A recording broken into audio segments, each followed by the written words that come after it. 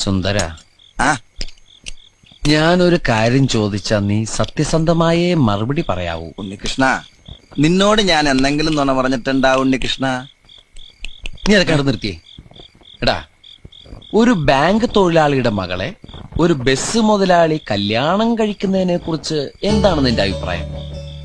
Bank തൊഴിലാളിയുടെ മകളെ മനസ്സിലായി, ആ. പക്ഷെ ബസ് മുതലാളി മനസ്സിലായില്ല? ഇല്ല. ഞാനൊരു ക്ലൂ തരാം. അമ്പാടിയിലുണ്ട്, കൈലാസത്തിലില്ല.